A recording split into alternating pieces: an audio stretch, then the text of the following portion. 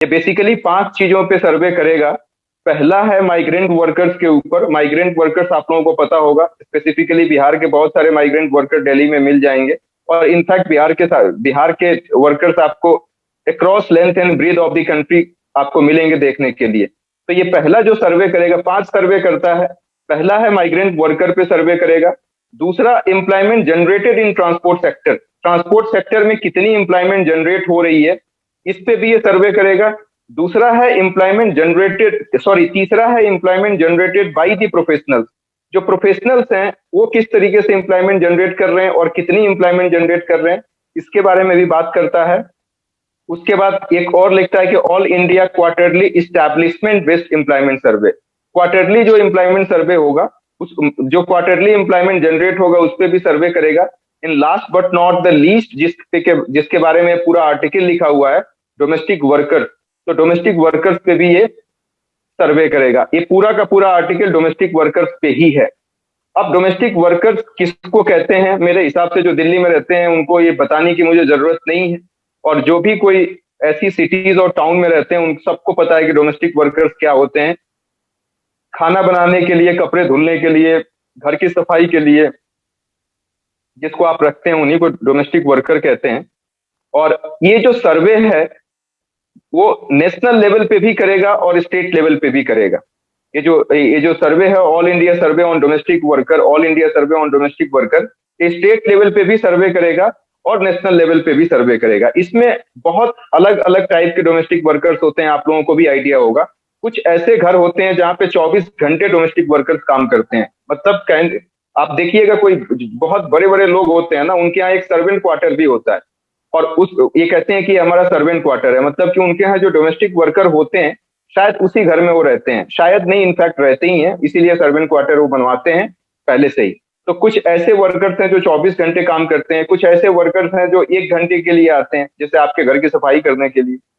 और कुछ ऐसे वर्कर्स हैं जो इनफॉर्मल सेक्टर में भी हैं, कुछ ऐसे हैं जो फॉर्मल सेक्टर में काम करते हैं, कुछ माइग्रेंट वर्कर्स हैं। तो ये जो सर्वे होगा इन सारे लोगों के ऊपर होगा। जो 24 घंटे काम कर रहा है उस पे वो भी इंक्लूडेड है, जो 1 घंटे काम कर रहा है वो भी इंक्लूडेड है, जो फॉर्मल सेक्टर में या इनफॉर्मल सेक्टर में एज ए डोमेस्टिक हेल्पर काम कर रहा है वो भी इंक्लूडेड है, और जो माइग्रेंट वर्कर्स हैं वो भी इंक्लूडेड हैं।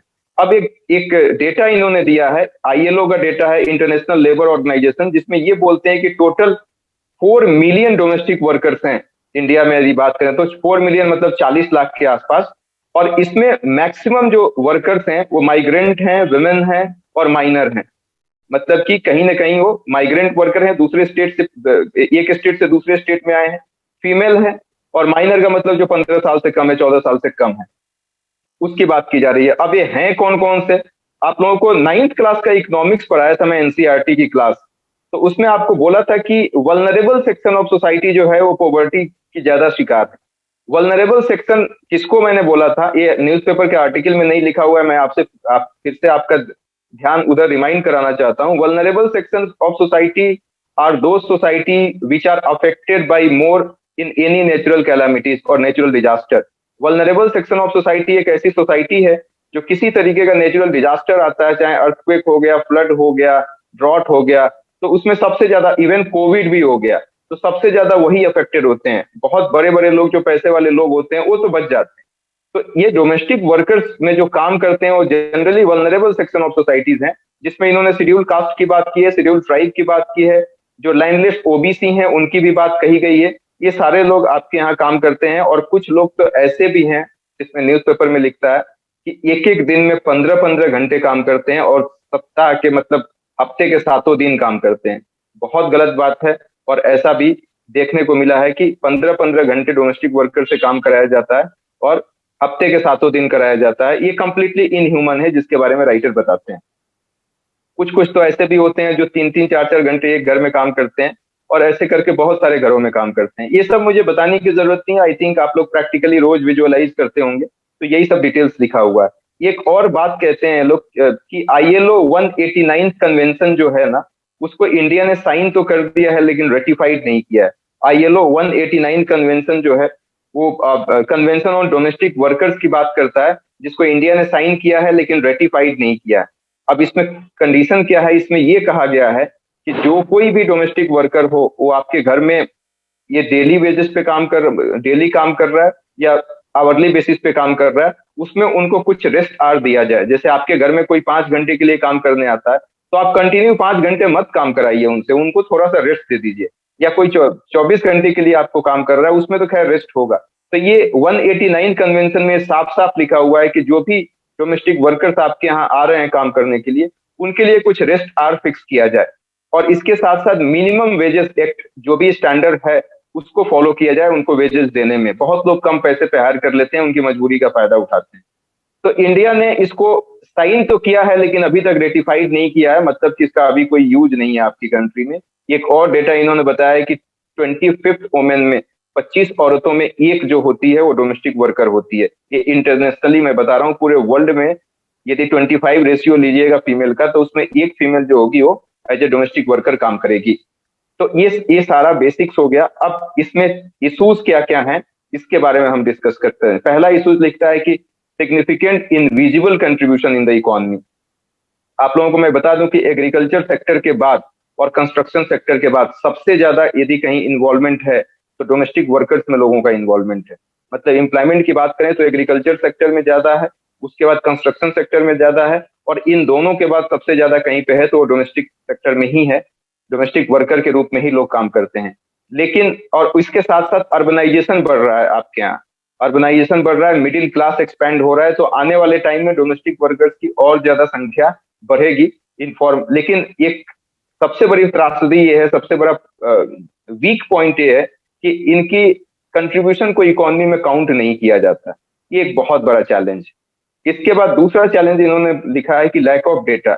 इनका कोई प्रॉपर डेटा नहीं है सरकार के पास। अब प्रॉपर डेटा नहीं है, इससे नुकसान क्या होगा? इससे बहुत बड़ा नुकसान होगा। यदि कोई प्रॉपर डेटा नहीं होगा तो गवर्नमेंट स्कीम्स नहीं बना पाएगी। स्कीम्स नहीं बना पाएगी तो उन लोगों को जो डिप्राइव्ड हैं, जो एज ए डोमेस्टिक वर्कर कहीं ना कहीं काम कर रहे हैं, उनके लिए कहाँ से वेलफेयर स्कीम्स आएगा, उनको कहाँ से अपलिफ्ट किया जाएगा? तो जब तक आपके पास डेटा ही नहीं होगा, आपको पता ही नहीं है कि कितने लोग गरीबी के जीवन में जी रहे हैं, कितने लोग बीपीएल के नीचे हैं, कितने लोग बहुत एक तरह से टफ लाइफ जी रहे हैं, तो आप कैसे उनके लिए कोई वेलफेयर स्कीम्स लेके आएंगे? और जब नहीं लेके आएंगे तो इसी तरीके से हमारी कंट्री चलते रहेगी डेवलपिंग स्टेज में। इसके बाद इन्होंने तीसरा पॉइंट लिखा है कि मिनिमम वेजेस एक्ट जो 1948 में आया था, या मैटरनिटी बेनिफिट्स एक्ट 1961 में आया था, या वर्कमैन्स कंपनसेशन एक्ट 1923 में आया था, या inter state migrant workers act 1979 में आया था।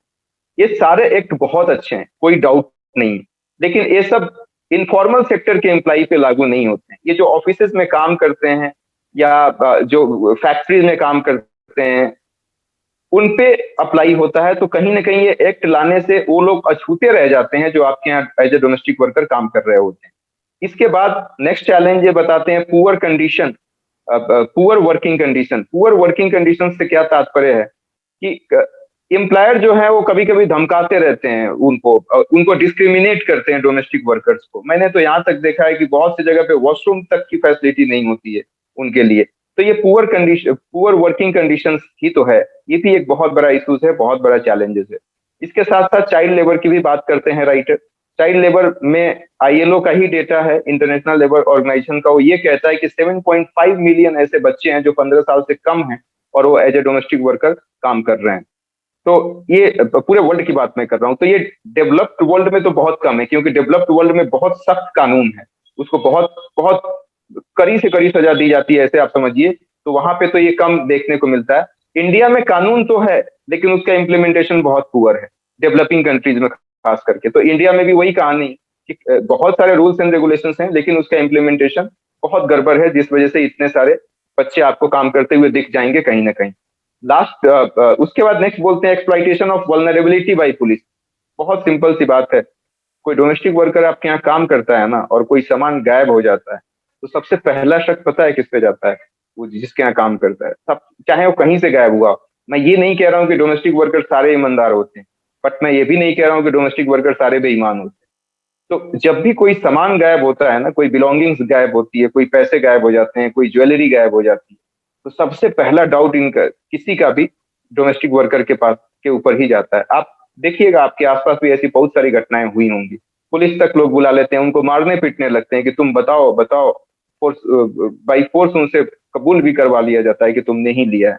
तो ये एक्सप्लॉइटेशन पुलिस के द्वारा एक बहुत बड़ा चैलेंज है।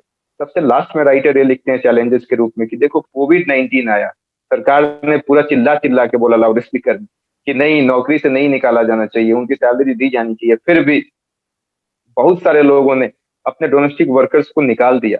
और डेटा ये कहता है कि 60%, आईएलओ का डेटा है, 60% डोमेस्टिक वर्कर्स को आपने निकाल दिया कोविड की वजह से। अब वो तो बेचारे जॉबलेस हो गए। जॉबलेस, जॉब तो कुछ था नहीं, जो भी आप पैसे देते थे, जो वेजेस देते थे, वो तो उनको मिलेगा नहीं, जिससे बहुत सारे लोग बीपीएल के नीचे आ गए, मतलब पॉवर्टी लाइन के नीचे आ गए, बिलो पॉवर्टी लाइन में आ गए कह सकते हैं। तो ये सारे चैलेंजेस हैं। अब इसमें वे फॉरवर्ड क्या है, इसका उपाय क्या है, इसका सजेस्टिव अप्रोच क्या है, वे अहेड कैसे कर सकते हैं। जिसमें पहला इन्होंने बोला है कॉम्प्रिहेंसिव लेजिस्लेशन होने की जरूरत है। कोई इसका स्पेसिफिक कानून नहीं है, बहुत सारे कानून हैं, लेकिन जो कानून का नाम मैंने आपको बताया है वो सिर्फ ऑफिसेज एंड फैक्ट्रीज में जो काम करते हैं वर्कर्स, उनके ऊपर अप्लाई होता है। डोमेस्टिक वर्कर्स के लिए कोई ऐसा कोई स्पेसिफिक लॉ नहीं है, तो वो बनाने की जरूरत है।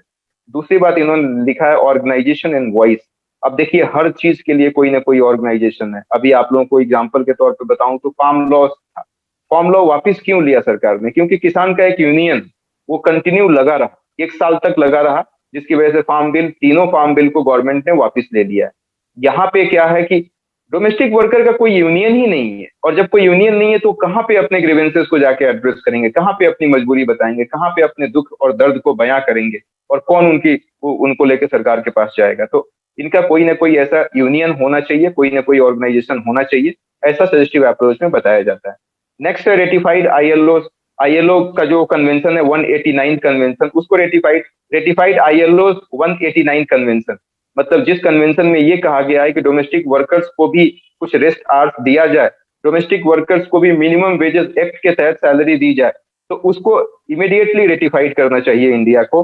और उसके बाद नेक्स्ट है सेंसिटाइजेशन ऑफ एम्प्लॉयर। एम्प्लॉयर को भी कम से कम अवेयर कराया जाए कि भाई वो भी एक इंसान है जो तेरे यहाँ काम कर रहा है, उसकी भी एक डिग्निटी है, उसका भी एक सेल्फ रिस्पेक्ट है, उसके साथ कम से कम ह्यूमनली ट्रीटमेंट करो, उसको मतलब कंप्लीटली इनह्यूमन मत समझो। ये चीज भी उनको अवेयर कराने की काफी ज्यादा जरूरत है।